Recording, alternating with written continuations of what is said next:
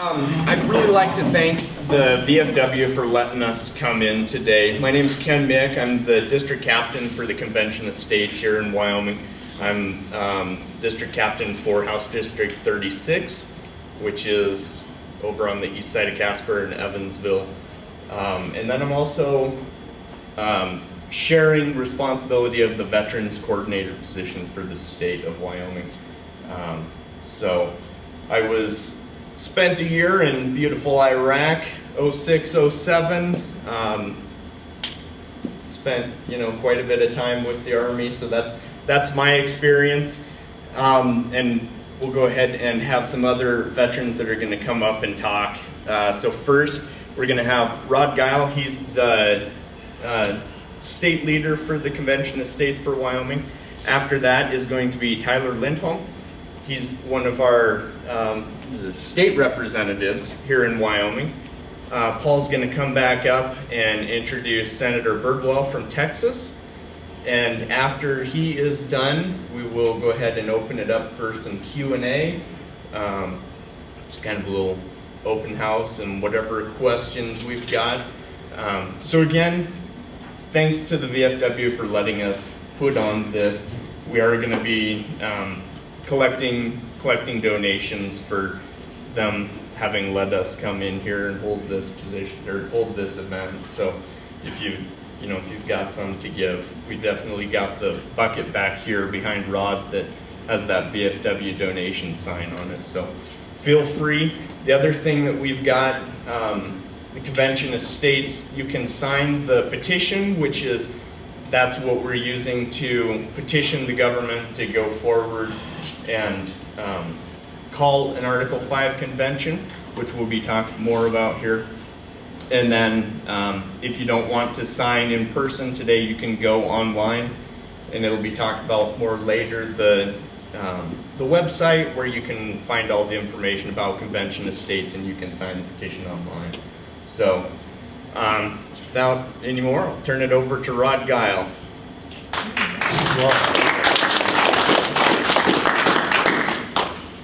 Thanks, Ken. We do have a PA system if we need it, but I think we're fine. We're doing okay with this. Want to thank the state leader team that I have. They're doing a great job. We're small in number, we're doing lots of stuff, so it's awesome. Thank you all for everything you're doing. I'm to introduce Tyler Lindholm. He's a state rep from Crook County and part of Weston County, Osage, I believe. So, gotten to know him over the years. He did use the Convention of States last year to get the BBA through, which was historical because one of our previous reps years ago started that, I think, back in the 70s or 80s, I can't remember. Anyway, a man that I literally look up to, Tyler Lindholm.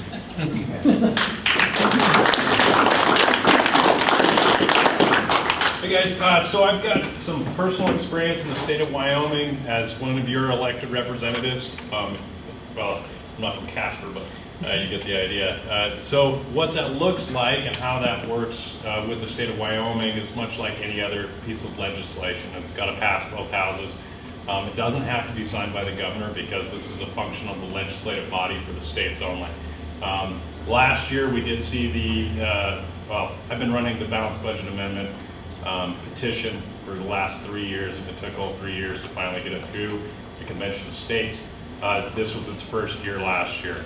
And we saw some pretty decent success and a huge amount of debate. A lot of the debate surrounding the fact that a lot of states have moved this direction in the past on many different issues.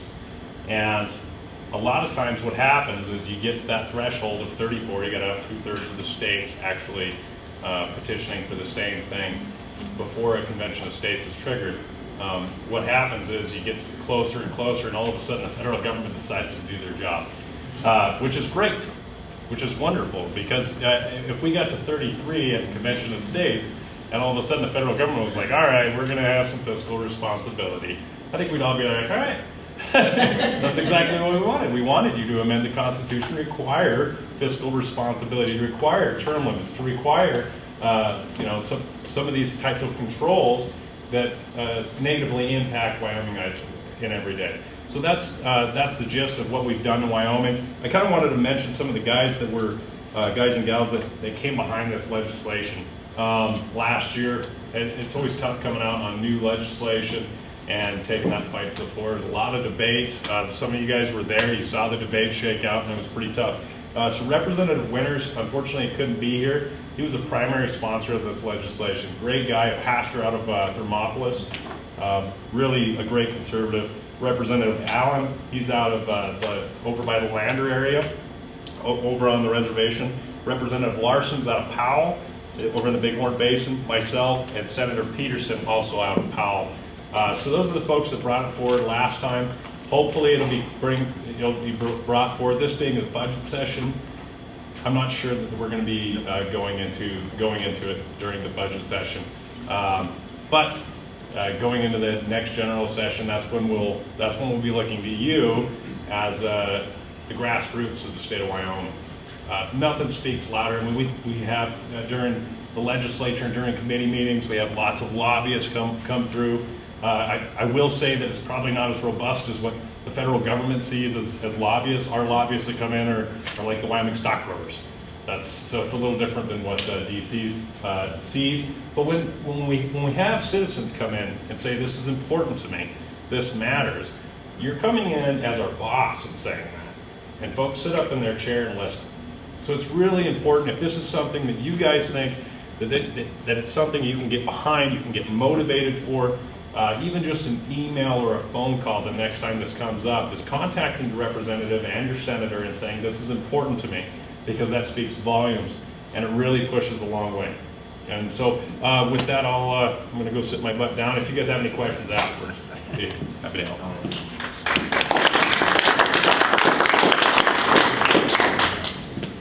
All right, now I'm back where I'm actually supposed to be in the agenda.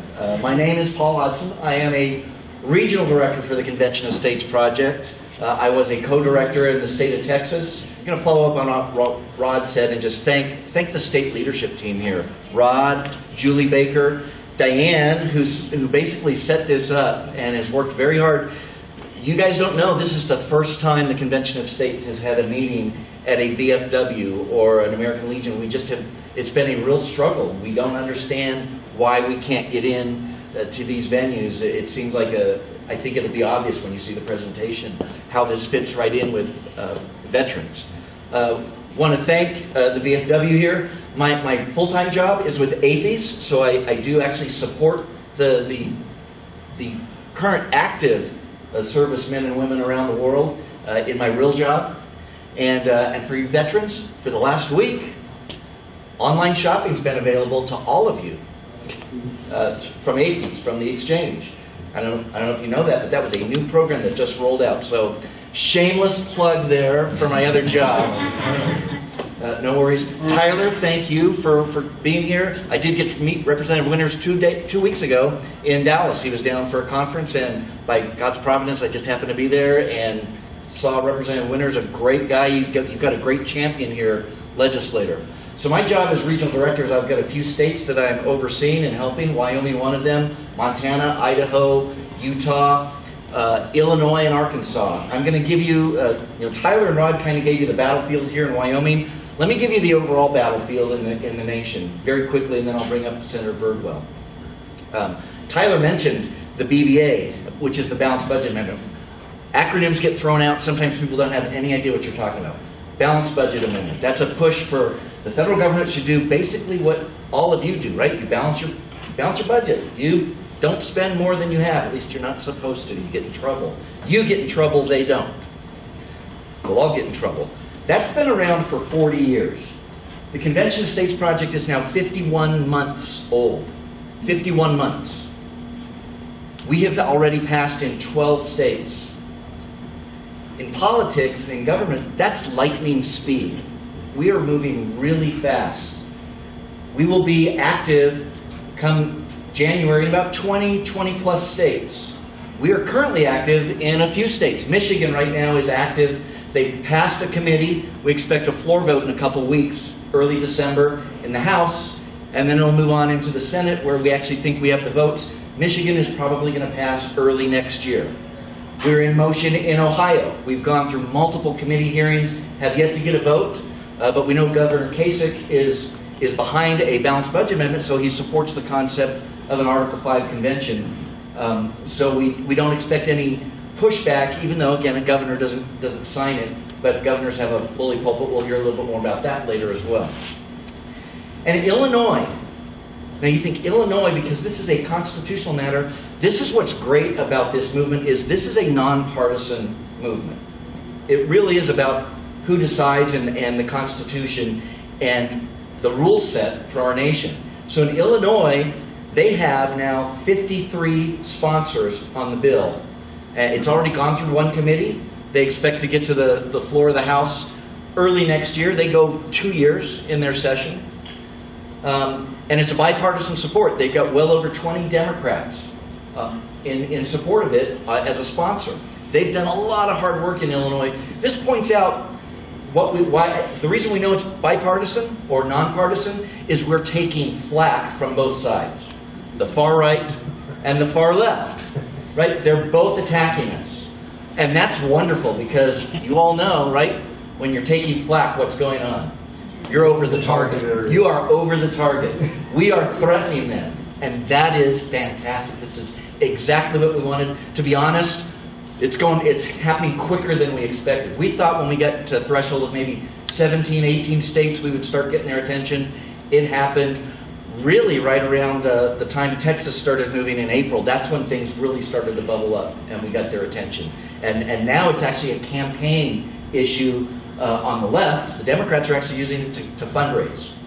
We've seen fundraising letters saying this is a concern because they see it as a red-blue issue. The red states are going to call a convention and we're going to lose our Constitution. That's their. Of course, we get that from the right as well. The right has the same argument. Exact same argument. What are they concerned about? You and I are going to take their power away. That's what they're really concerned about. Both sides. So I'm going to bring Senator Birdwell up. You know he is a Gulf War veteran, decorated Gulf War veteran, a survivor of the terrorist attack on 9/11 in the Pentagon. And he's now serving as a state senator in Texas. So those are all wonderful things to introduce him as and a great privilege, but it's truly just a pleasure and a joy to introduce him as my friend and as my brother in Christ, Texas State Senator Brian Birdwell.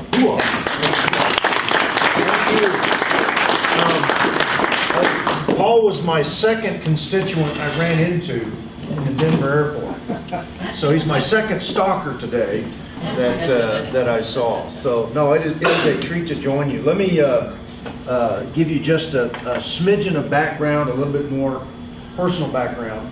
Born in '61, graduated high school in '80, took the oath of commissioning as the lowest form of life in the United States Army, a second lieutenant. In 1984, graduated on Saturday morning, commissioned that afternoon, that night back in Fort Worth. The next day, on Sunday, drove up to Fort Sill, Oklahoma, and began my American dream, living as a commissioned officer in the United States Army, serving in that capacity.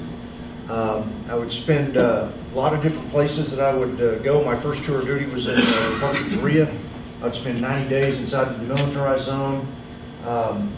Fort Riley, the 1st Infantry Division after that, and then on to Germany. 1990, January of 1990, just 2 months after the Berlin Wall had come down. In November of '90, I take this excursion to the world's largest cat box called the Middle East as part of the 7th Corps. 7th Corps was one of the 2 large armored corps in Europe.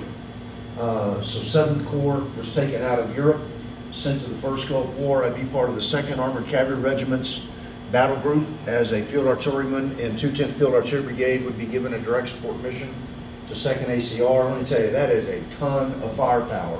You got a brigade plus with a field artillery brigade plus, and I was glad to have that firepower because the night of February 26, 1991, I was part of the Dragoon Battle Group during the Battle of the 7th Easting, and that was the longest night of my life.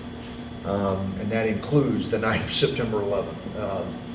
I would come back from Germany to Fort Leavenworth, Kansas, not the long course, but the short course. For those of you that know what's at Leavenworth, both the federal prison and the military prison are there, but the Command and General Staff College is there as well. I'd spend about 3 years there, go off to First Corps at Fort Lewis, Washington to be on the Corps staff. I was the Corps G4 plans officer, and then I would eventually be in one of the Corps support groups, the logistics brigades that support a Corps, and then would deploy to Central America as part of a humanitarian relief operation after Hurricane Mitch, which was a Category 5 hurricane that hit Central America back in '98. I'd come back to Fort Leavenworth to go to Command and General Staff College, went to Washington, D.C., did everything I could do to try to avoid duty at the Pentagon.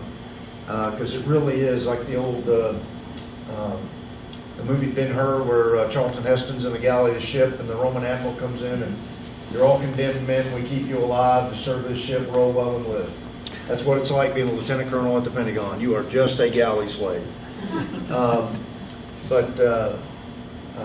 Really enjoyed my duty there, but I had, that morning of September 11th, I was serving as a military aide to a flag officer. I had an E-ring office, and I would step out to go to the men's restroom about 9:35, and at 9:37, Flight 77 would be deliberately crashed into the Pentagon at the intersection of the 4th Corps and the E-ring where I was located. By the Lord's grace, I'm still with you.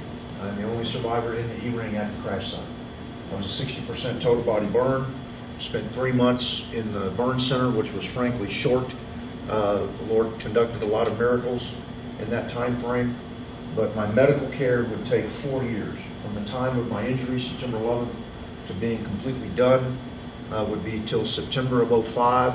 That's why I'm, my skin's grafted. I mean, there's fake ears, eye sockets have been restructured, thumbs are reconstructed, a number of things. And I stand before you as a guy that I don't think I look too bad for a guy got run over by 757. My Lord's grace has given me the opportunity to serve. Here's the reason I wanted you to hear that bio. It's not because of the street credibility of being a veteran. Those battles that we have fought, or my deployments, were all about a temporary problem, maybe a long-term problem, but beginning the solution to that problem. This is a bigger battle. Look, it is not as lethal as hunting T-72 tanks in the first Gulf War. Your war was a whole lot more personal. I mean, I was one of the first casualties in it, but when you're clearing buildings in Fallujah, that's a lot more personal than tank battles out in the deserts of Iraq and Kuwait. This battle for me is personal because I'm about to have my first grandson. I'm 56 years old. If I live 19 more years and hit 75, I've got 19 years left to do my best to help save this country in the political ramifications in which we find ourselves, to rebalance the role of the states back to what the founders intended in working with the federal government. That's how important this battle is to me. That's why I'm here in Wyoming at my own cost, to visit with y'all, tell you why this is important. One of our founders, you might want to, would you turn out the lights just above me if you don't mind? Make sure I'm not standing in front of it. So here's my intent tonight. Thank you, sir. This is George Mason. He is the father of the revolution. And he said something that's very prescient and why we're here and why Convention of States is doing what it's doing. This is what he said. He said, "No free government, nor the blessings of liberty can be preserved to any people, but by a frequent recurrence to fundamental principles. My duty tonight is to go over those fundamental principles with you and have a discussion about the direction that our nation is taking and the role that the states play in our federal government." here's what the founders gave us. Originally, the 13 states that are now sovereign, independent states, but only in a collection of a military coalition, have now won the Revolutionary War. They now have the opportunity to form a national government because the Articles of Confederation, frankly, were too weak because you had 13 different states with 13 different governors. In fact, when you see Washington turning in his resignation to the Continental Congress as the commander of the Continental Army, he turns in 14 resignations, one to each governor and one to the Congress. So what you see happen is the states gather together. These are the original 13 states. They gather together and create the federal government. Now, Rhode Island is yellow because they do not participate in the original Constitutional Convention of 1787. They do not participate in it. They don't send delegates.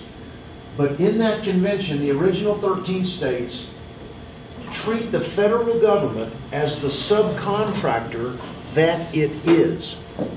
The creation is never greater than the creator. The 13 states created the federal government, gave it its duties in Article 1, Section 8, and Madison in Federalist 48 tells, 56 tells us that the federal government's duties are few and defined, but that the states' duties are broad and general. The states collectively created the federal government. The states also charter and create individually as individual states, the cities, the counties, and the geopolitical subdivisions, be they your state universities, your municipal utility districts, hospital districts, any other taxing district or geopolitical subdivision of the state creates. That makes the states the nucleus of how we govern ourselves. They gather together collectively to give us the federal government, and individually they charter all sub-unified or sub-entities that are geopolitical sub-entities of each individual state. So the bottom line that you need to know is that with the states having created the federal government, and that the federal government as a creation of the collective power of the states, the federal government is not greater than the collective power of the states. It is the subcontractor to the state's will to go do those functions in Article 1, Section 8 that it was defined to go do. So the founders' original intent of how the Congress is structured is that the House of Representatives is the people's chamber, and then the Senate is the state's chamber. So currently we have 50 states. Now, Texas came in to the Union as the 25th state. How many of you know what number Wyoming was? 44. You were the 44th state to come into the Union. But with each state that comes into the Union after the original 13, each state becomes an heir to the contract that the original 13 states gave us with the federal government. So when each state comes into the Union, ratifies the Constitution, and then each state is brought in as a co-equal member with the previous 11 or previous 13 original states. So now we're at 50 states, but why is it that the states chamber, because you had equal representation with 2 senators, who is the customer of the United States Senate and who is the customer of the House? The customer of the House is the people. The customer of the Senate is state sovereignty and state decision-making authority. Okay? That's the customer of the United States Senate. So, the founders' original intent is with each state that comes into the Union, we now have 50, the states collectively charter the federal government, give it its Article 1, Section 8 responsibilities. It charters the cities, counties, geopolitical subdivisions, Wyoming, Texas, Idaho, Montana, pick a state. That's how it's all done. But in 1913, during the Progressive Era, the 17th Amendment was ratified. And when that happened, that ratification changed dramatically the original contract of the Constitution. The House is still the people's chamber, but the Senate is still doctrinally the state's chamber. But who elects them? The people. So what happened with the 17th Amendment? The customer of the United States Senate changed. Instead of senators going to Washington to protect their state from the federal government, you now have people that are elected that go to Washington because individual citizens, just like with the House, particularly since FDR and the Great Depression, what do I want from Uncle Sam? It's one of the reasons we have the $20 trillion debt that we have. So the challenge is that you've got a federal government that both bodies represent the people, even though doctrinally the Constitution says the Senate is the state's chamber. Where is the state's say in federal operations? It doesn't exist. So post-17th Amendment places the federal government in a dominant role. So now the organizational chart now looks different, where the federal government now treats the states, counties, cities, and geopolitical subdivisions as nothing more than subcontractors to federal will. The best place to give you examples of this, I know what you see with not only education, but Medicaid. We're dealing with huge challenges in Medicaid in the states. I won't bore you with that. Here's the point. When you go to Article 1, Section 8 and look at the specific functions of the federal government, you will not see education as one of those functions. And in fact, one of the 4 original laws passed by the first Congress of the United States was the Northwest Ordinance. The Northwest Ordinance was the law that Congress passed that told every future state what it had to do to become a state. And one of those requirements was that you had to have a system of public education to teach knowledge, religion, morality, and knowledge. Education is a state function. Now, there is a role for the federal government in education, and I use this as an example. Where does the federal government have a role in education? Where no state or territory exists. My son, for 1 year in Germany, went to a Department of Defense dependent school. Now, is that a function of an education department? No, that's a function of a Department of Defense that has servicemen and women overseas. Now, because there's no state and there's no territory over in Germany, but you've got a large group of Americans for which Americans are responsible according to the Status of Forces Agreement, we had to put schools in place for those kids. That's a DOD function because it's a subset of raising armies and maintaining a Navy in Article 1, Section 8. The same thing goes for many of our State Department embassies in what's called the American schools in all the different locations around the world. There are some embassies that do not have employees that are dependents, but there are other larger ones where you'll have children of Americans that are over there. But what's the common bond between embassies and military overseas versus being stateside? The presence of a state or a territory. The bottom line is that what's happened now is highway dollars. How many of you remember back in the mid-'80s when the drinking age went from 18 to 21? How many of you compelled yourselves to go tell your state legislator to go raise the drinking age from 18 to 21? You know why it went from 18 to 21? Because the federal government said, if you don't raise your drinking age from 18 to 21, you're not going to get your federal highway dollars. So what did the states do? Raise the drinking age from 18 to 21. How many of you are familiar with Genesis chapter 24 with Esau and Jacob? Where Esau sells his birthright to Jacob. The states sold their birthright to decide for themselves. The states played Esau, sold their birthright to decide for themselves to the federal government's Jacob. That's where we are 100 years later. All right. So, what we functionally have, again, while doctrinally the Senate is the state's chamber, what we functionally have is the states have been silenced from the federal system because the Senate is elected by people, the House is elected by people, and where are the state legislatures in this process? They're nowhere to be seen. So what we have is an out-of-kilter system where the federal government is dictating to the states its federal will policy. Look, do I think legalizing marijuana is a smart idea? No. But since it's not addressed in Article 1, Section 8, if Colorado wants to do it, have at it. If Wyoming wants to do it, have at it. That's the federalistic system. That's federalism. You know, it's like the Trump hat, make America great again. I wanted to get one that said, make federalism great again. Okay?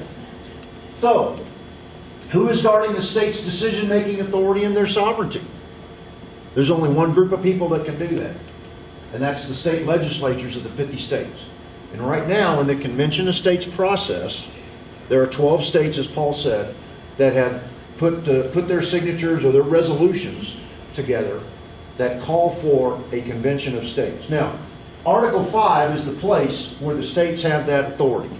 It is the last place where the states have any real teeth.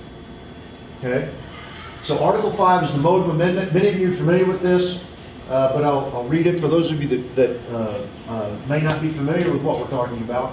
It's the manner in which amendments are made to the U.S. Constitution. Congress, whenever 2/3 of both houses shall deem it necessary, shall propose amendments to this Constitution or on the application of the legislature of 2/3 of the several states, shall, meaning the Congress shall, it is not a Congress please, it's a Congress you shall, call a convention for proposing amendments, which in either case, meaning whether it's amendments that are proposed by the Congress and sent to the states, or a convention of states proposes amendments and send those amendments to the state legislatures for ratification. That's what in either case means. Shall be valid to all intents and purposes as part of this Constitution when ratified by the legislatures of 3/4 of the several states or by conventions in the 3/4 thereof, as the one or the other mode of ratification may be proposed by the Congress, provided that no amendment which may be made prior to the year 1808 shall in any manner affect the first and fourth clauses in the 9th section of the first article, and that no state without its consent shall be deprived of its equal suffrage in the Senate. What this functionally means is you have two means to have amendments proposed for the states to ratify, amendments proposed to come to the states for ratification, either by the Congress or by the states. But the Convention of States is a political movement, desire. I supported it, authored it in the State Senate of Texas. I'll share a little bit of that with you in a bit. I carried this last session in 17, carried it in 15. We didn't succeed, but we were kind of like what you're doing. You know, you win your battles in echelon. You know, Pearl Harbor was bombed yesterday. I want to be in Tokyo tomorrow. Well, it didn't happen. You got to win your fights in echelon. I mean, I know my vets will understand that. And so one of the challenges is I have come to the belief, look, I'm going to speak brutally honest here with you. In 2011, when Convention of States wasn't alive yet, but there were folks that were talking about, we've got to get the federal government under control. I was concerned with it. I knew it was constitutional. I didn't have any question about its constitutionality, but I was wondering if it was the right tool in the box. We had an election coming, you know, didn't know if Mitt Romney was going to win. I learned two things. One, you legislate to structure, not to personality. Just because Romney might have won doesn't mean we still wouldn't have the same problems. Okay? So you legislate to structure. More importantly, here's the key thing I learned. Particularly having watched now for the last 3 years since and look, it's not a partisan issue, but as a partisan who believes in conservative principles, I watched the House of Representatives, a Senate tell me how they were going to fight for me. And what did I see? I saw squat. I have come to the belief that the customer of the Congress of the United States is itself. and there are good people in that body, man, I'd follow Senator Cruz to hell with a can of gas attached to my back.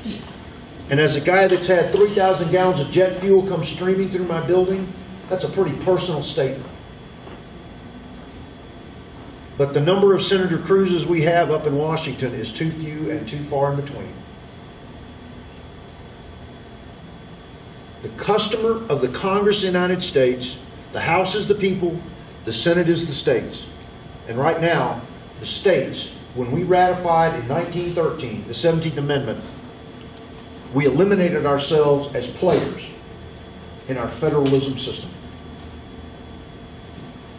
And if you think that, particularly when I show you the elements of the call, that a Congress that serves itself will remotely consider the type of amendments that would constrain their power, and I got bridges in New York to say.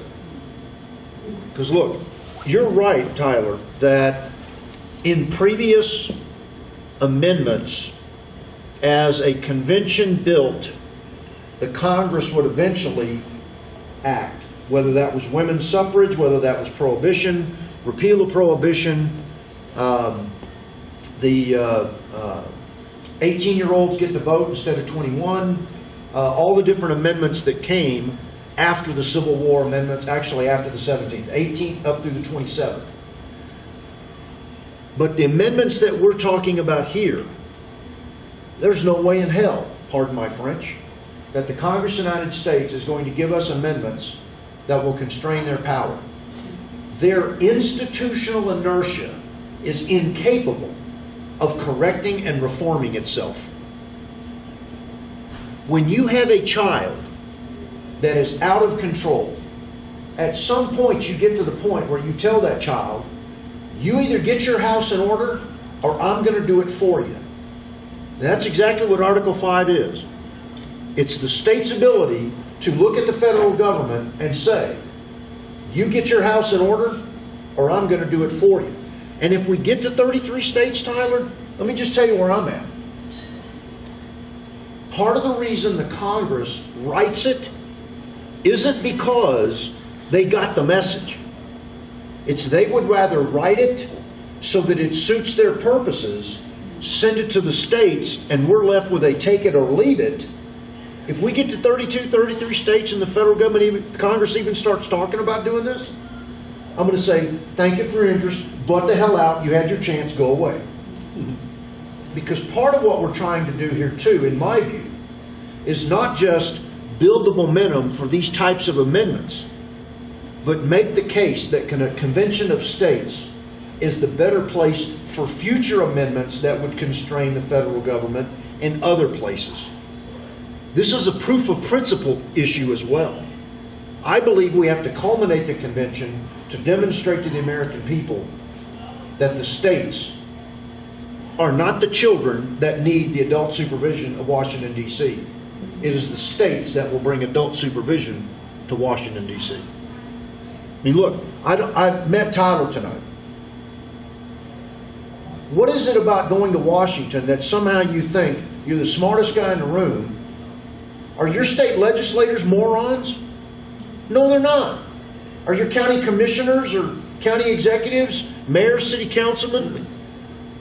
I mean, the state of Texas, we elect our governor, our lieutenant governor, our statewide, our state legislature, all of our courts, and yet somehow, some way, since we're capable, just like Wyoming, of electing all of our state officials, somehow they're all too stupid to know any better and need federal government supervision on how to perform the functions of the state of Wyoming or the state of Texas. That is ludicrous.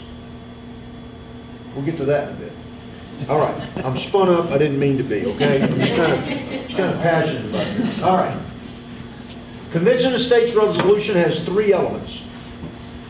First, fiscal restraints. Fiscal restraints could be balanced budget amendment. That's part of a fiscal constraint. But one of the others that we talked about last year at the mock convention, September or October of last year? September of last year, out in Virginia, every state had a representative there. Some state, Texas had 4, Virginia had 4, most had 3, some, like Hawaii, had 1, because that's a long way to go but debt limit supermajority, let me use my, my other shooting iron here. Debt limit supermajority. Right now, to raise the debt ceiling in the Congress of the United States, it takes 218 House votes and 51 Senate votes to raise the debt ceiling. That is a simple majority. Now, that's the easy way out, isn't it? Now, for Texas, we have an economic, it's called the Economic Stabilization Fund. It's euphemistically called the Rainy Day Fund.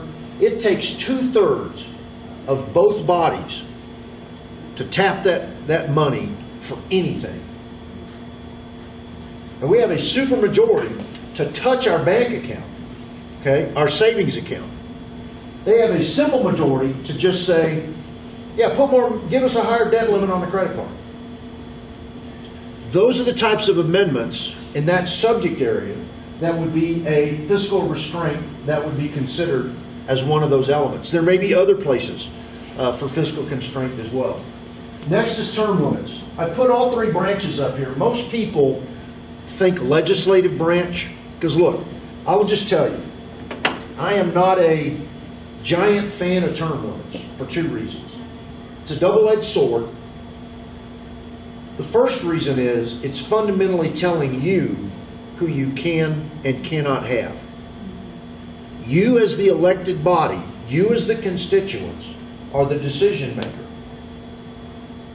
But as I showed you in the previous slide that showed the structure, I am very open to a discussion of term limits of federal officials because the federal government has few and defined responsibilities and the states have broad and general. Let me give you the other example. The Dean of the State Senate of Texas, the senior ranking man in seniority, is Dean Whitmire. He's a Democrat from the Houston area, generally a conservative Democrat, but he's been serving in the state Senate for 32 years. Now, most people that think term limits think, man, that's way too long. For Texas, that might be too long, but here's the difference. No vote that John Whitmire has made in Austin, Texas, has had an impact on anybody in Wyoming. Let me say that again. No vote that any state legislator makes at the state level has any effect on anybody outside of that state, with the exception of the ratification of an amendment to the Constitution of the United States. That's it. But every time we go to vote, and you look at who's this person's senator or who that person's federal representative is, in most cases, term limits is, I like my guy, but the other guy's guy sucks. Okay? But fundamentally, though, too much power has been sucked out of the states to Washington in that chart that I showed you, that now every policy decision in the country isn't divided up by the states, as the 10th Amendment says. It isn't divided up among the people at the county, city, school district, or other level, as the 9th Amendment says. Okay? It's all taken to Washington, D.C. for what's the federal solution to my problem? That's the functional problem that we have. So, judicial branch, one of the things we looked at in the mock convention was either a certain number of years on each bench, meaning the district, you have district, appellate, and Supreme Court benches. Do we do 8 years each, or do we do a cumulative 20? Because look, judges, every time I hear somebody say a lifetime appointment, I want to retch. What does Article 3, Section 1 say? Does it say for life? No, it doesn't. It says for a period of good behavior. I don't know about you, but there's been a lot of bad judicial behavior of late, given some of the decisions we've seen in the last 2 decades. Okay? But it's not a lifetime appointment. If they're performing well, it can functionally be a lifetime appointment. But the Constitution does not say it is a lifetime appointment. But the point is that at the judicial branch level, whether it's district judges, you serve You know, 8 years as a district judge, if you're not selected, you got to get off the bench if you're not going to an appellate or a Supreme Court position. But what's the right mix? That discussion is a rigorous discussion. It's a good one to have. The bottom line, though, is that the judicial branch, we have a age term limit in Texas. Judges can be reelected up until the point they turn 75. At that point in the state of Texas, they come off the bench. I don't know what Wyoming does. I don't even know if y'all elect them. The bottom line, though, is that right now, of the three branches of government, the one that has the most power, that has usurped the most power, that is exercising the most power, is the one that is least accountable to the people and to the states. That is functionally a problem. The executive branch, there are, obviously, the president, the vice president already have term limits. But there are other places and other administrative duties. As an example, the FBI director has no term limit. Remember J. Edgar Hoover spent 30-something years as the FBI director, mainly because every new president was afraid to fire him because of his surveillance and the like. With the performance of the past, most immediate past FBI director, I would submit to you that we ought to have a conversation about the FBI director having a term limit. There may be other executive branch agencies that require a term limit. Restraints on federal power. A couple come to mind. First one is an abrogation amendment. In talking about the 17th Amendment and it having become the structural reason we're in the mess we're in, because the states vacated their responsibilities and their authority with it. Would I repeal the 17th Amendment? In my mindset now, no. Here's why. Once that authority is given to the people, do you have any idea what kind of political will it would take for the legislatures to propose an amendment to remove from you the ability to choose your U.S. Senator? You think this fight's hard? Because look, you've got that authority. You got to go exercise it. But here's what an abrogation amendment would do. It would put in place something, instead of the Senate being a bulwark against bad policy being enacted and coming out of the Congress, going to the President and the validation of the court. An abrogation amendment would be something that says, like with the Affordable Care Act, Obamacare as it's known, but the Affordable Care Act, House votes for it, Senate votes for it, goes to the President, signs it, the court validates it. We put together an abrogation amendment at the mock convention. We discussed how we would do this that would allow 3/5 of the state legislatures to now step in after the fact, to now step in and say, thank you, federal government, for your opinion, but we, the state legislatures, have spoken and said, oh, hell no. Because when the Senate went to being the people's body, the states vacated their ability to have any role in the federal system. So now the states are left with, I mean, look, I don't know who your two senators are. Are they in the state capitol in Cheyenne campaigning for U.S. Senate of the state legislators? Or are they campaigning out here? I, as a state legislator, and Tyler, I would assume you would validate this, I can tell you where the federal government impacts the state of Texas. All students, show me the words student loan in the U.S. Constitution. There's nowhere there. The federal government has taken all student loan authority from the states and now mingled it at the federal government. Medicaid makes Social Security look solvent. Okay? The state of Texas's budget, 31% of the state budget of Texas is Medicaid. It is growing at 10 to 12%, while the state budget as a whole is growing at about 6%. In about a decade, the #1 budget expenditure of the state of Texas is going to be Medicaid.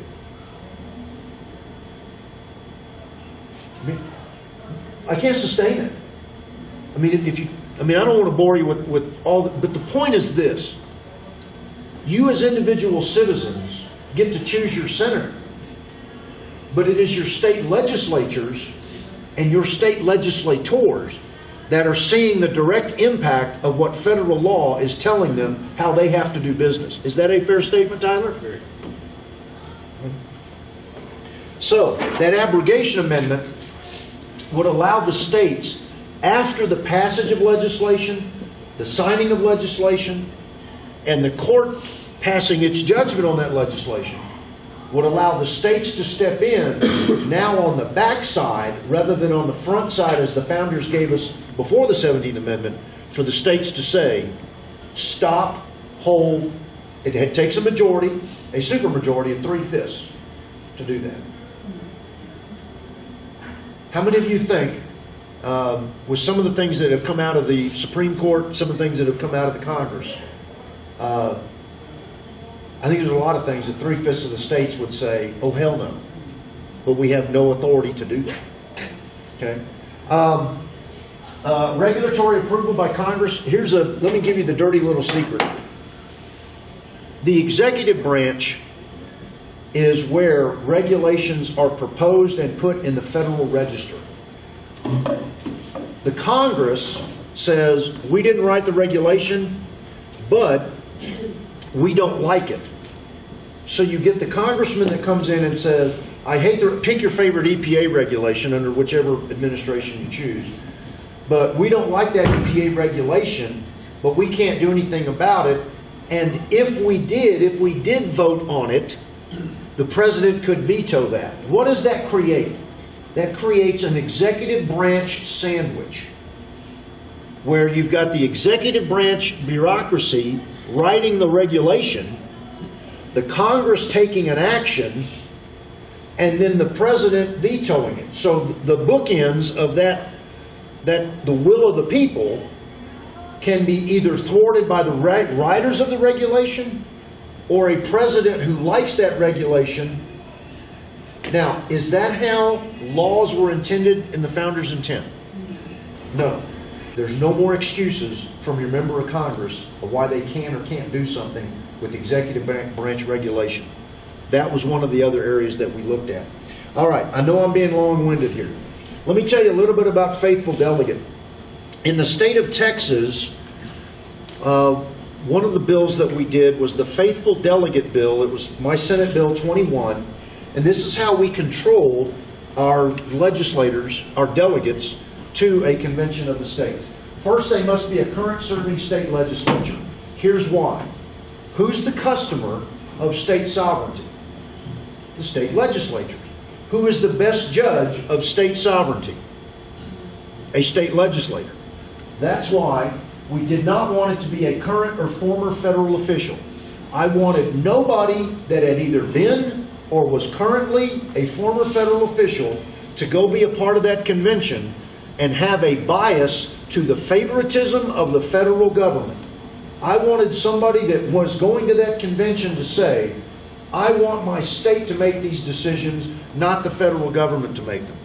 Look, when I went to that mock convention in September of last year, I had a gentleman from Vermont, a lady from Rhode Island, a gentleman from North Dakota, a gentleman from Oklahoma, a lady from Alaska, and then a gentleman from, I think I said Rhode Island, didn't I? Yeah, a gentleman from Rhode Island. Look, that's not a deep red Wyoming, deep red Texas gathering of people. None of us were in there to decide what the policy should be. We were there to write the constitutional amendments to affirm who should be making the decision on what this policy should be. Rhode Island might have a very different definition of marriage than me. But I was writing it not for what I think that definition should be, but to protect the right of the sovereign state of Rhode Island to decide for itself the same way Wyoming, Texas, and the like. But I didn't want a former federal official because I wanted no bias. I wanted no federal bias whatsoever in the decision-making and the legislative decisions, thought process that would come into making amendments. Even number of delegates, if there was if 6 delegates were chosen, or if the Congress, when they send us after the application reached 34, they tell us, here's where we're going to meet, here's how many delegates you get. If they did give us numbers of delegates. If they tell us 6, then it's evenly split, 3 House members, 3 senators of the state legislature. If it's odd, then it was 3/5 House, 2/5 Senate. I did that for a couple of different reasons. Let me also give you one other reason for, just came to mind, on serving as a state legislator. That made me accountable to my current voters. It also made me accountable to my colleagues in the Senate. I am subject to being kicked out of office at the ballot box by my constituents in Senate District 22 of the state of Texas, all 840,000 of them, okay? And if my Senate colleagues are so displeased, I am subject to expulsion according to the state constitution. If you send a private citizen, somebody that is not in the legislature, that can't be punished at the ballot box or punished by his colleagues, I mean, that's the biggest reason for making it the customer, and then how can they be controlled by both their constituents and by their colleagues. My fellow senators, even if my citizens were pleased with me, my fellow senators could kick me out. Alternates, we have the same number of alternates for delegates, and the rules parallel the same way for them. There was no partisan mix required. Each body chooses its delegates. So the state house chose its 3, the state senate would choose its 2, 3, whatever the number was, choose our respective delegates, and write the rules and the instructions to those delegates. And then a chair of the delegation, so that if I was the lead senator for the Senate delegation of the Convention of States delegates, that I would report to both my lieutenant governor and my Republican and my Democrat senior colleagues. That's the best way to control those individuals. But it's no partisan mix. Look, like Paul was telling you, in Illinois, very blue state. I mean, Chicago runs that state. This is a question about returning the balance of power to the states, not what should the policy be of each state. We already get that from Uncle Sam.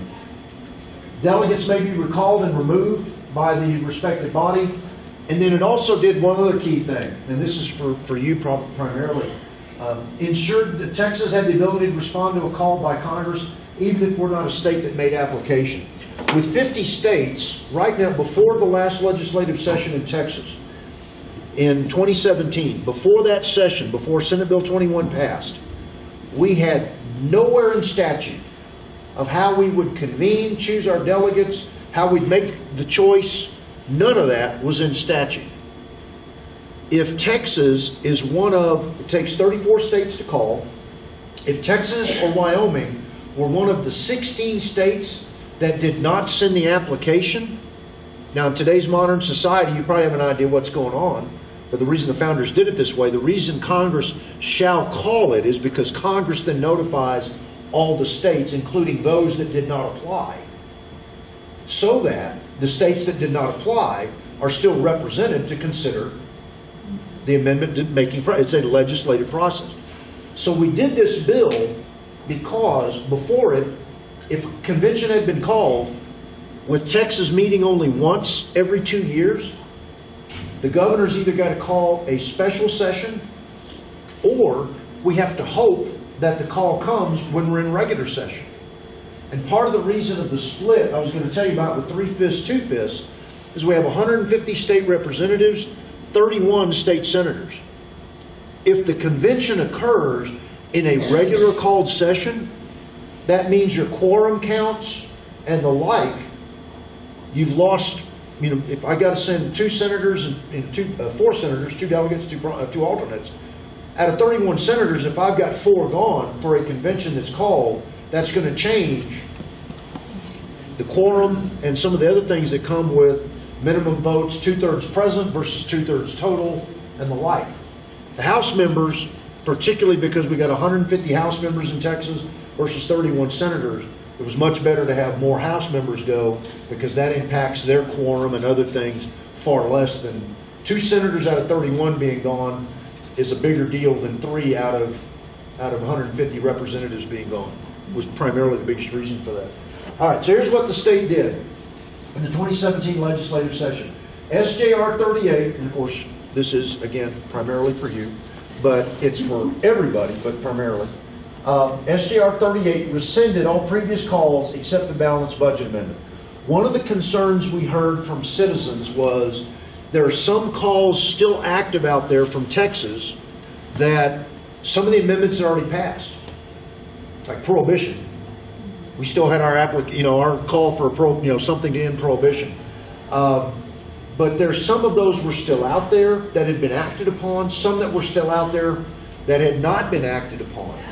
So there was concern from folks that if you take this one and we didn't want any of those other ornaments added to this Christmas tree, was the thought process. So we cleared the deck, but because the balanced budget amendment has 27 states, I think it's close, 27 states, we didn't want to rescind our balanced budget call. So we wanted to keep that one active, but otherwise, for Texas, all previous calls have been rescinded and we have a clear slate. Then, what I did was, we did the faithful delegate bill.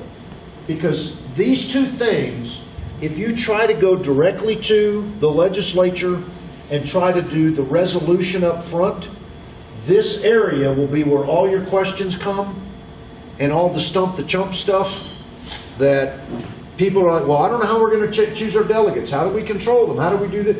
And that'll end up diluting your resolution. So we divided them, we bifurcated them so that I could do SB 21 to say, look, we may not as a state senate and a state house ratify the resolution, but we had better be prepared for a call if it comes, because if we're one of the 16 that didn't make an application, we better have something in state law that says, here's how we choose our delegates. So we then did SB 21. We're fighting our battle in echelon here. And then I did SGR 2, which was the Article 5 resolution. By doing these two up front, we'd already answered all those questions that would have been asked on the resolution itself. And by doing it this way, it made the resolution discussion much cleaner, much easier, kept it at a strategic level, and let this be the tactical and operational, and this was your strategic end state. You fought your battles in echelon instead of trying to fight them all at one time. That made it, I thought, made it extremely successful. Paul, I think. Worked for us. Worked for us, all right. So, okay. This is my obnoxious Texan slide. Texas became the 11th state to adopt the Article 5 resolution, quickly followed by Missouri. There are two elements. Look, this took, we worked it in 11, although I opposed it in 11. 13, I don't think, it was starting to bubble, but we never got anything in the state Senate. The state House kind of talked about it. In 15, now that the grassroots was ramping up, you saw the bubbling. I mean, look, I don't want y'all to be disappointed in your turnout tonight. Paul and I were in my hometown, in my little public library in Granbury, Texas, of about 7,000 people, a city of about 7,000 people, and about this many folks showed up. What was that, 3 years ago? It wasn't that long ago. Wasn't that long ago? It was last summer. Okay, but it was before the last legislative session, okay? And over time, and look, Wyoming and Texas are huge states, okay? But over time, with the work that the grassroots did, and bubbling up, and the manner in which the grassroots acted, it came about in this great state of Texas this past legislative session. Now, I will tell you, I do not know where Governor Meade is on this, but our governor, Governor Abbott, when you had the grassroots from the bottom up, and the governor and his firepower from the top down, what are you creating? Vice. Look, I spent a lot of time on the phone back in February with Governor Abbott. I got to 16, 17 senators. My lieutenant governor, Governor Patrick, was absolutely critical to getting all of these, the sequencing that I showed you. The governor and the lieutenant governor, we got the Senate taken care of in February, and we were done. Governor Abbott made it one of his 4 emergency items, and the state Senate addressed all four emergency items of Governor Abbott. by the end of February. Article 5 was the last one, but they gave me some time to work it. He worked the phone, Governor Patrick worked the phone. The House was a tougher nut to crack, and that was because of the dynamics between the governor and the House at the time. Bottom line is this: an individual legislator is a great advocate, but I'm an advocate holding an M16. The governor is a great advocate holding the lanyard on an M203 8-inch howitzer that will shoot a 200-pound round downrange 30 miles. Okay? So if you get your governor, get your individual members involved. But in your writing campaign, I strongly recommend not just writing to your state legislator, but writing the governor. Because if he's on board, because of his check and balance with the veto pen, look, may sound ugly, but that's just part of the sausage making. Okay? There were things that the House wanted from the governor that he didn't like, but I think, he gave it to him because they were using the Convention of States as part of that negotiating tool. The Senate took a more, not being pejorative to the House, but we took a more statesman's approach of, is this the right thing to do on its own merits? We didn't make it a, what do we want in the state Senate for the governor to give us? We went right after it, said this is the right thing to do. President Washington, I'll close with a couple of comments here. President Washington, you actually have it on one of the flyers back there. This is the proper way for us to get control of the federal government. And when I say us, I don't mean necessarily individual citizens, although you're key in your respective states. But it's for us, the states, to get the federal government under control. Here's what he said. If a problem arises, corrected by amendment, not by usurpation. And that's what we're trying to do. We have a problem in Washington, D.C. And it isn't just spending. It's where's the decisions being made. But on spending, just for a moment, we have a $20 trillion in arrears debt with about $140 trillion in the that's not in the rearview mirror, but that is coming. Fiscal obligations that are coming.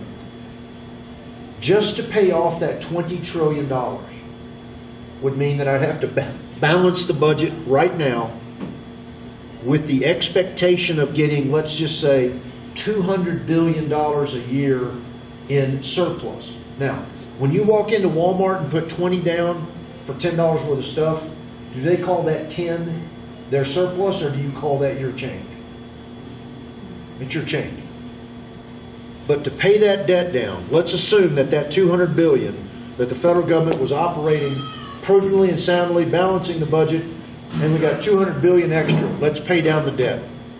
It will take a century right now to pay down at $200 billion a year. That's the state budget of Texas every 2 years. The state budget of Texas is $212 billion. For the federal government to run a $200 billion surplus every year for a century and have the fiscal and political discipline to do it. Now, how many of you are going to give me the north-south head nod on whether or not you believe the federal government has the fiscal and the political discipline to do something for a century? Here's a final thought. This is Daniel Webster, former Secretary of State, a former senator, particularly during prior to the Civil War. Very eloquent orator, said something that I thought was very prescient. He said, I apprehend no danger to our country from a foreign foe. Our destruction, should it come at all, will be from another quarter, from the inattention of people to the concerns of their government, from their carelessness and their negligence. He would continue. I must confess that I do apprehend some danger.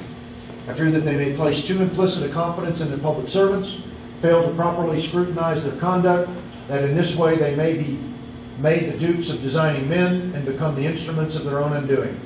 Make them intelligent and they will be vigilant. Give them the means of detecting the wrong and they will apply the remedy. And ladies and gentlemen, I believe the Convention of States is the remedy. What are your questions? Okay, I couldn't have been that good.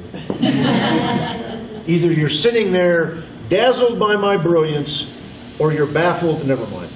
Actually, I would ask one. Yes, sir. In regards to the faithful delegate, Wyoming passed one of those last year also because we faced the same issue as Texas. We didn't have anything in statute to correct us as a state legislature if this arises. One aspect that we did, and I was curious if there was any talk in Texas about it, we actually felonized it. So if you went ultra-virus at a convention, if you were to come back home to Wyoming, we're going to arrest you. And it would be a felony considered there. I was wondering if Texas considered that. We did. I fought it. I think it's a terrible idea. When you criminalize the legislative process, you're doing exactly what, in my view, liberals do in criminalizing thought. A convention of states is functionally a legislative function. The remedy to punish an elected official for a legislative misdeed is not criminalization, it is expulsion. Once you criminalize a legislator for this, you have crossed a threshold that is exceedingly dangerous, that now that you've set the precedent to criminalize for a certain type of vote, what other Pandora's boxes of criminalization are you going to accept? I had a very strong discussion, it was not hateful, with a fellow Republican that was pushing criminalization, criminalization, criminalization. And in fact, initially, Paul, you may have to correct my memory, but initially felony, I fought it, and the will of the Senate was to put it on. Since I carried it, I opposed the amendment, and I think it went on 17-14. 14, including myself, voted against it. 17 voted for it. When it went to the House, they bristled at the idea of criminalization because you're setting the precedent for other legislative actions to be criminalized, and that was the primary reason that I put up there that it has to be a current serving state legislator. Look, if I leave office in 5-6 years and the convention happens in 8, would I, love the idea, given what I've done, the sweat I've put into this, not nearly as much as you guys have, but the sweat that but the state legislature has no means of punishing me. I'm not before the voters anymore, and I'm not in the legislature, and I can't be expelled. Expulsion is the legislative equivalent for a legislator of impeachment for the executive or the judicial branch. I guess that'd be another main area that Wyoming would differ. So we did current and past members of the legislative body, just from the premise that there are those members. I think a lot of folks in here would recognize a lot of those names as far as Ed Buchanan, those types that come before that are probably members we want to send. So because we chose to send those or consider those former members also, that would be the only repercussion that we could take. Yeah. There's certainly merit to former state legislators, but what's the time, space, distance since they served? Because if you do that, then I got no control. Because right now, if I'm a current serving legislator, my fellow colleagues and my lieutenant governor have leverage. If I'm a former member, they got nothing. I might have their respect, but they don't have anything Sure. with which to hold me accountable. Right. Other questions? What are your Yes, thoughts on the 28th Amendment regarding the term limits? Do you feel it's more important to be terms in the House than the Senate? Or Be termed in the what? have the term limits for it's more important in the House than it is the Senate? No, what we did, and again, this was at the mock convention, the term limit proposal that came out, when we looked at the courts, we looked at the courts from should we do years at district, years at appellate, years at supreme?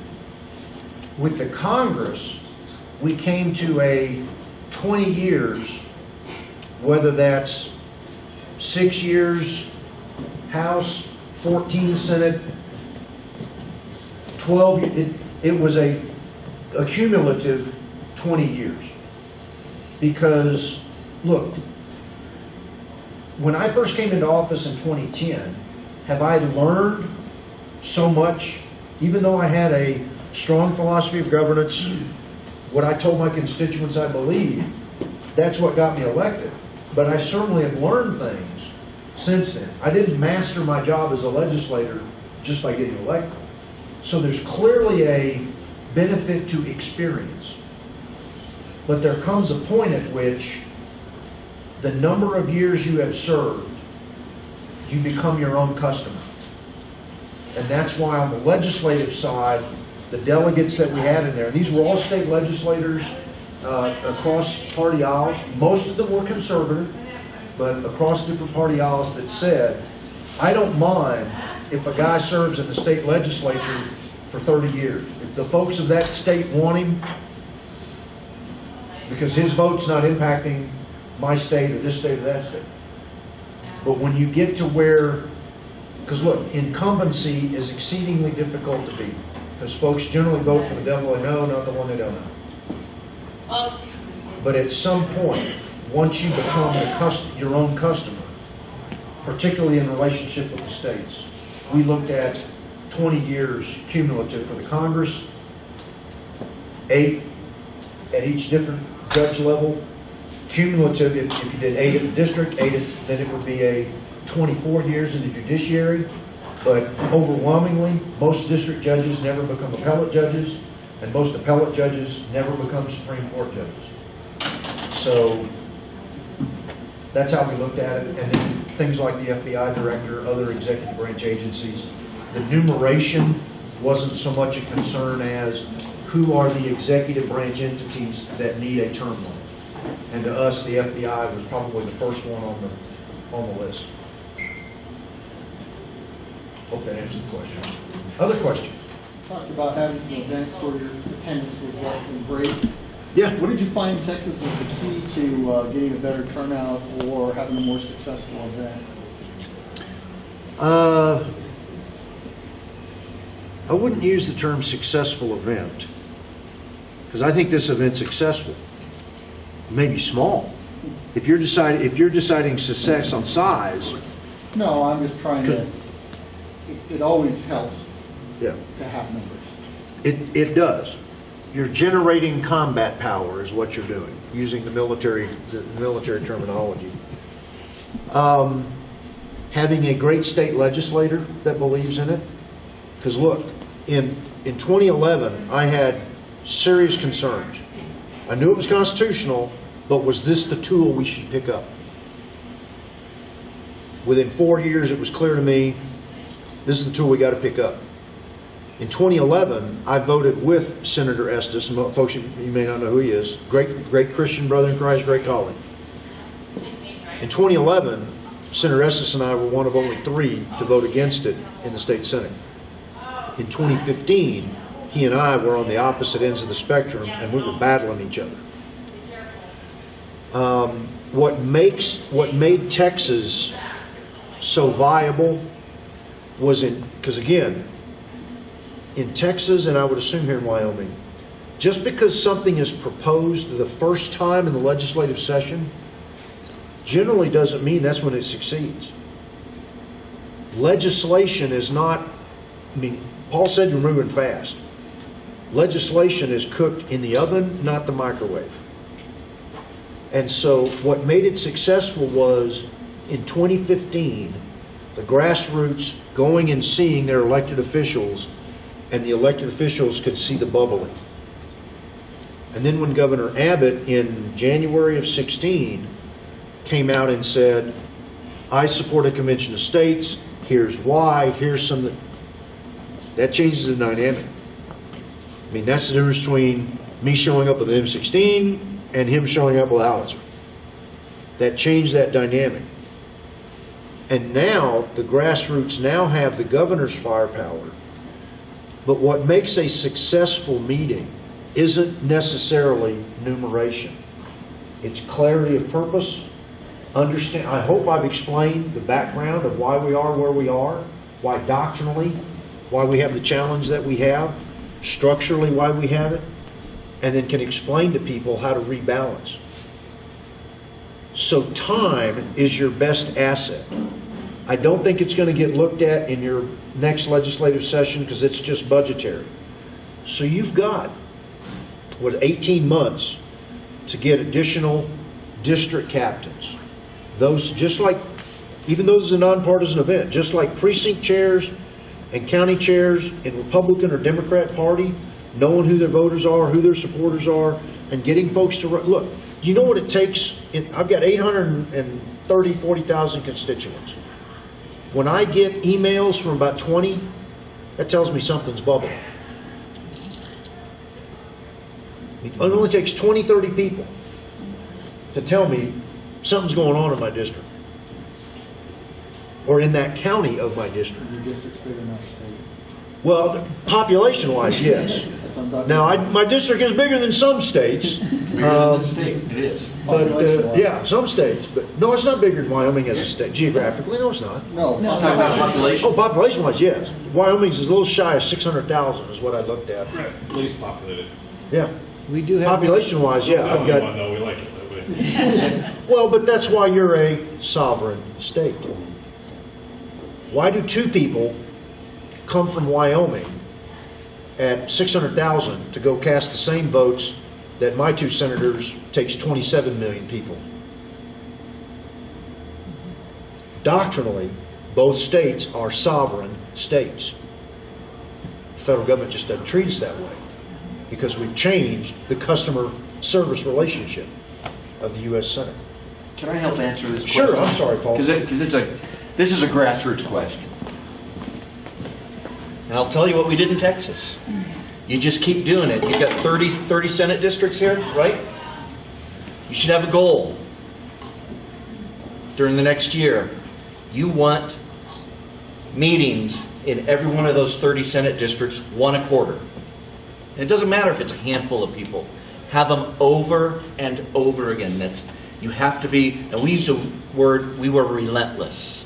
We were relentless with our grassroots. Courteous. We were. You're correct. I just meant in our effort. We were relentless in our effort. We never, ever stopped. And it didn't matter. I was telling one of the groups that I talked to before this, we'd have meetings with just two people. You don't know who those two people might be and what they may end up doing, right, in the state. You have no idea who you're going to light a fire under and what they're going to do for you. So I'm sorry. You've used that yourself. I know. I can get away with it though, man. I got it. Good for you, and good for me. Other questions? Any answers? Yeah, if there's other questions, but that's what you do. You just keep at it. This is the question I asked myself. We're 51 months old, and I basically started on this. Look, here's the danger. Here's the danger when you get involved in this. I agreed to do two things: make a phone call and send an email. That's all I agreed to do. And look where I tell people, right? If you told me in August of 2013 I'd be doing this, I would have said, right, and Donald Trump's going to be the next president of the United States. Those are both just as likely. You just said something that causes me to make sure there were people too, I think, I don't know if you're going to deal with this here in Wyoming, but there were folks after President Trump became president-elect in November, that, okay, now that President Trump has won, you don't need the Convention of States. The answer is no. Again, it's not just because it's nonpartisan. You legislate to structure, not to personality. So even though we might get the policy preferences that I want from President Trump, I've still put no structural things in place that when somebody that I don't want to replace President Trump replaces President Trump, I'm still back at square one. So this isn't about what I don't want to see happen is, well, there's a Republican in office, so we don't need to do this. Because look, some of the Democrat states, in my view, they weren't thrilled with it because they thought for sure Hillary was going to win. And now they're like, oh my gosh, Trump's in I mean, that may play some of it. So, but I'm not here doing this because I want red state policies out of Washington, D.C. That's my personal desire. But what I'm looking for is not what the decision is, but making sure we give the authority back to the right decision maker. So it's legislate to structure, not to personality. When somebody asks you, why do we need to do this? Trump's in office. It isn't just, 3 years from now, we got another election coming. It's, I want these changes to rebalance the role of the state's relationship for generations that I can't see right now. And as another example of something that's probably pretty relative to a lot of you here, I'm a big mining state. A lot of you guys know that are probably involved in mining in some way. We recently had legislation that kind of reduced regulations on small mining permits, and the DEQ fought it in the state of Wyoming. They fought it at the committee meeting. They didn't want to do it. All of a sudden, it passed the committee meeting. And now they came forward and they said, actually, we can do this via regulation. We can do it tomorrow. So we're just going to go ahead and do that. No reason to run the bill. Yeah. We're still running the bill. Go ahead and do it. That's great. It's wonderful. That way it happens sooner. But we're still running the bill. Why? It's for the permanency, because I don't trust regulators. I don't trust bureaucrats. What I do trust is the people's choice, right?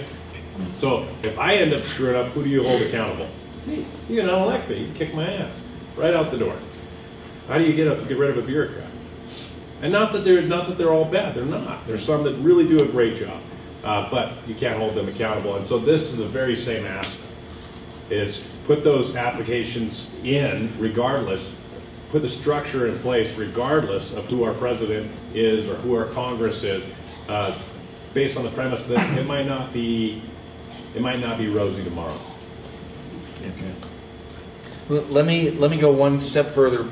We talked about foundational principles. And one of the core foundational principles that was mentioned is consent of the governed. And it goes to how do you build your grassroots? Don't get discouraged. It's difficult to get people to care, as Daniel Webster said, right? Basically was getting people to engage and to hold their legislators accountable. I see there's 3 areas of consent in our government. It's the initial consent, which was the ratification of the document, of the Constitution. That was the initial consent. We agree to what our set of laws is, right? To what our foundational principles are. Ongoing consent. We're going to have regular elections. An Article 5 convention initiated by the states, that's our ultimate amending consent, right? An adjusting consent that we have. It's our ultimate exercise of our consent. You have to keep at it. I know that's the question. How do you do it? It wasn't magic in Texas what we did, over and over again, because this is how you get people engaged. You just have to keep at it. Do not get discouraged. This is a pretty typical sized group. Don't think that there's massive events all over the country.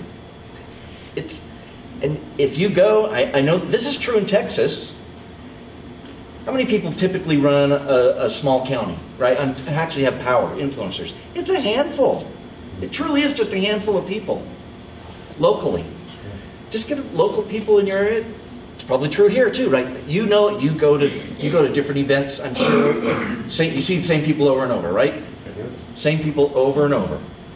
That's all it takes. It really only takes a handful in each little district to make this work. When we have a convention, if they don't come to an agreement, right, and it ends, At the convention, would you have to run another complete cycle through and get 34 states to call it again?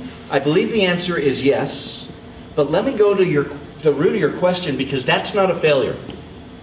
Why? It's not a failure to not get amendments out.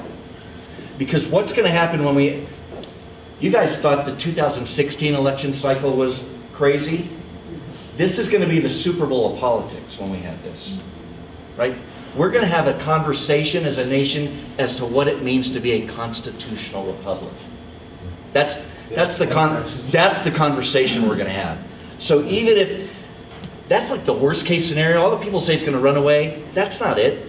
The worst case scenario of the result would be nothing happens. And you know what?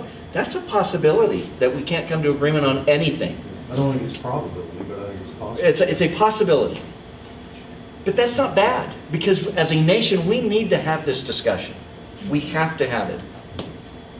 And we have to come to a decision, are we a constitutional republic or aren't we? So, to your process question, yes, we'd have to go through it. I believe, even though we've never done it before, if we have a convention and nothing happens, I would assume you got to go through it, the process again. Of course, they can play procedural games and continue it or something, right? Just, Yep. that's enough on that. All right, any other questions? Yes. It sounds like there was a lot of bipartisan support in Texas for the passage. It's perceived as a Republican/conservative issue. When you're talking with people who are of a more liberal bent, do you have any suggestions on the best way So- to frame your positions when talking to them? So a couple of things. There was a downside to having the governor come out. And the downside is it became a partisan issue. Okay. That was a downside. It's not obviously for us it wasn't a bad downside, but at that point now it becomes a political issue. So we didn't actually have a lot of bipartisan support in Texas. We had 2 House members, Democrat House members, who voted yes, and it was completely partisan in the Senate. But The resolution was, The resolution- 21, we had Lucio. Yes. And then we had, I think 38 was. Yeah, that was a higher vote. Yeah, the SDR that decision. cleared the decks was unanimous, I believe. Then the SB that did the faithful delegate was a 21 to 10. So I had one Democrat with me because he understood that, hey, if we get a call, we got to be ready for this. And since it was structured to not be, 2/3 Republican, a third Democrat, and look, and when I told people at the mock convention in Williamsburg, I'm sitting next to a gentleman from Rhode Island, and I don't know that there are any Republicans in Rhode Island, but it was, again, it gets not what should the decision be, Right. but let's get back to the proper decision maker. So if Colorado wants to do X, Wyoming wants to do Y, again, as long as it's not prohibited by the federal constitution and not prohibited by your state constitution, you get to decide. Right. And this is where it gets difficult, and it's actually the beauty of our resolution, because it does not have any policy in it. It's not a resolution which says you must balance the budget. You can discuss that, but it doesn't have that. It's certainly not something specific like we want to overturn Roe v. Wade. We don't have that in there. It can create a mechanism where that could be overturned. Other things can also be overturned. But that's the key, is that we want to get the decision-making back to state sovereignty, right? To have the states have that. And it's a difficult decision or difficult discussion to have, but typically if you draw that out, they will get that. That's what's happening in Illinois. They're just saying, you know what?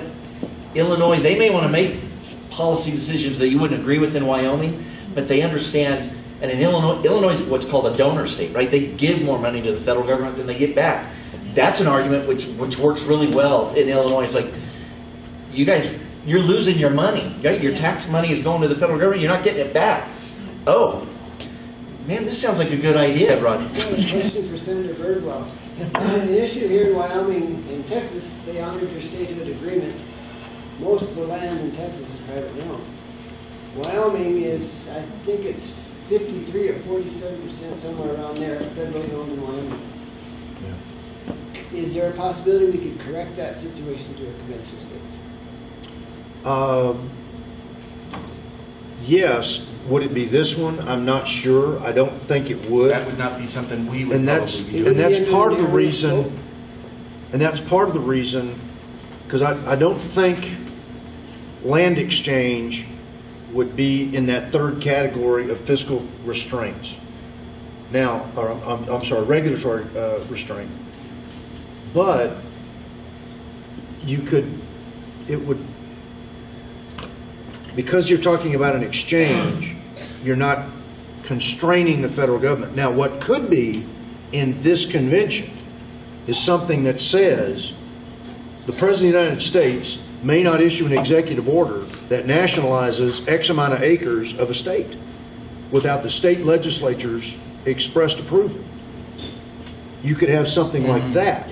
Now, one of the reasons I'm so adamant about this convention culminating and not, when we get to 31, 32, letting Uncle Sam send us amendments, because one, they're not going to be as hard on themselves as we will be on them. But two, if we don't culminate the convention, we will not have a model for which to assuage those concerns, be they partisan or otherwise. But at a future convention, something that says all land exchange, you know, all land acquisitions by the federal government have to be reviewed, you know, every 10 years, and it's kind of like a recertification election for judges. There's some states that the governor appoints the judge, and then 6 years later, there's an affirmation election by the people. So you might have, on all previous questions of land ownership, you might have some, I'm just thinking off the top of my head, you might have some sort of an amendment in a future convention, but you won't get to that future convention, because look, I know the western states are screaming. Now, I don't know how many people in Nevada want to give all that nuclear, you know, stuff back to the federal government, but in Texas, you know, you got Fort Hood, Fort Bliss, you've got federal enclaves of military installations, and Big Bend down there, you've got Big Bend State Park and Big Bend Federal Park, but there's not a lot of land that the federal government owns, and we want to keep it that way. And it's kind of like forced annexation. You know, the federal government can come in and take all this territory, and we've got no recourse. And so a future convention might directly deal with getting it back, but this convention could deal with making sure no future acquisitions occur. But the reason I ask that is because I follow Ken Ivory in the American Lands Council. Yeah, Utah. Ken was the chair of the mock convention. Right, yeah. We elected him, the Texas delegation. I was going to recommend talk to Ken, right? Yeah. He's been in Gillette before, and I've talked to him up there. Yeah. It is almost 6 o'clock. I don't know what our time limit was, but I'm here as long as you want to talk. I don't know what the rest of the program has. I am not here to filibuster you. I've probably already done that. So it has been a treat to join you. Ooh, I look forward to visiting you. As he was putting up there on the slide, conventionestates.com, if you want to go check that out, see what it's got. It has a link right there on the front to talk about that mock convention, to see how the process went, talk about all the different things. The one last piece that I wanted to touch on before the very closing remarks is this. We've had a lot of impactful things that were up on the presentations and on the slides and everything. And so we talk about the Constitution of the United States, you know, in this sweet little document that has, I mean, this book right here has the Declaration, the Constitution, and all 27 amendments in it, right? We also have the Constitution of the United States and the annotated Constitution, and that's where all of the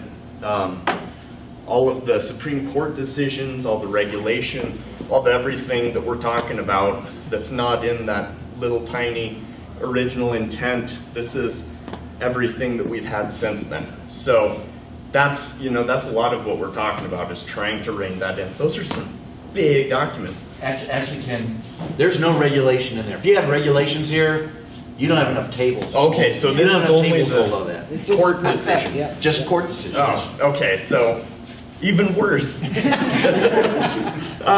So with that, I'd like to thank everybody for showing up. I thank you so much for traveling up here on your own dime. Thank you for making your way over here to Casper, giving us a talk. Again, we've got the VFW donations in the back. We also have a bunch of literature.